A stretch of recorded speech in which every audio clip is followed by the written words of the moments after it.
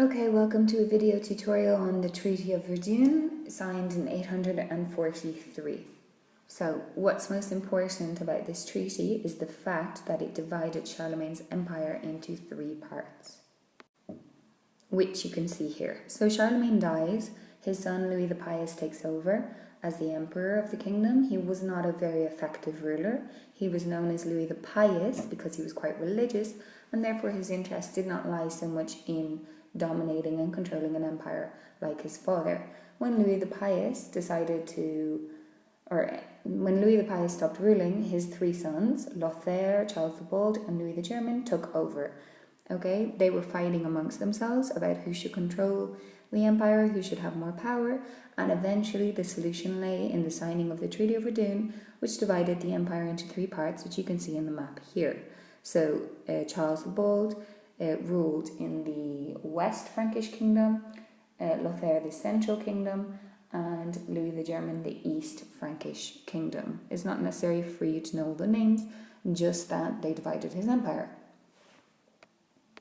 This division had quite a few consequences. One, the empire is no longer united, it's divided into three parts.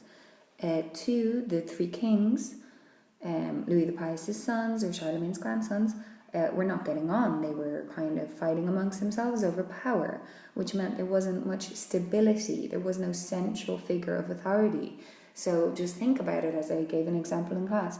If I go into the classroom along with Mr. Sal and Mr. Nile, and the three of us will start arguing over who is supposed to be giving the class, at that exact moment, it's going to be quite chaotic. You are going to be able to take advantage of the fact that we're not united, or that we don't agree, or that we're fighting, and probably we would end up not having any English class. So this is kind of what was happening on a much larger scale. So people from outside of the empire took advantage of this weakness. In this map you can see the purple represent the Vikings and the territories that they come from, which are in the north of Europe, Scandinavia. They start attacking.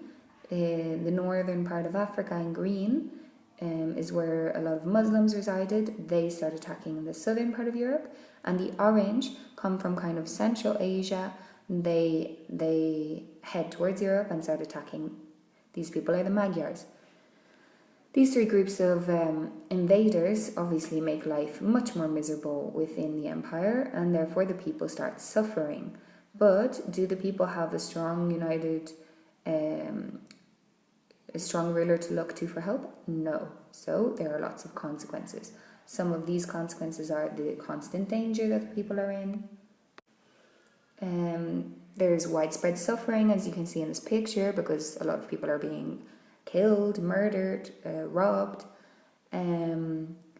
The kings lose authority and power because the people don't trust them, and they're not being looked after by the kings, who, when they do try and help the people, it's too late, and they're not able to kind of defend them against these invaders. In this image, it's the Vikings, you can see.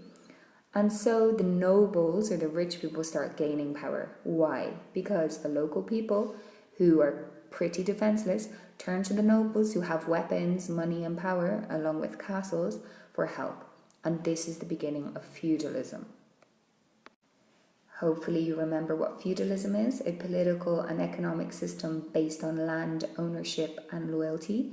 So the local people who are suffering, in danger, being attacked by these invaders, who took advantage of the instability caused by the Treaty of Verdun, turn to the local nobles with money for help, and they end up in this agreement where the peasant agrees to be the lord's vassal. He will work for the lord, he will fight for the lord, but at least the lord will give him weapons and armor, so he's not totally at the mercy of these invaders. He can have a piece of land that he can work to grow food for his family, and in return the lord will protect him, because he might be inside the manor, which might be walled, or he'll give him weapons, and he will also give him some economic support. So you can see in this picture, and you should study it quite closely, who is giving what to whom. Okay, so that was a pretty quick explanation of how the Treaty of Verdun led to feudalism.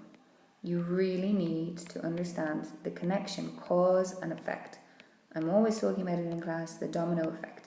So the treaty was signed, it divided the empire into three parts, which leads to instability, which leads to the invasions because the invaders take advantage of this. Okay, the invaders are the Vikings, the Muslims, the Magyars, which causes danger, suffering, and more power for the nobles, which ends up in feudalism.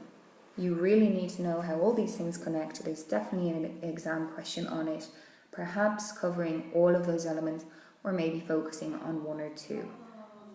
Thank you for listening. I hope it helps. Don't study too hard.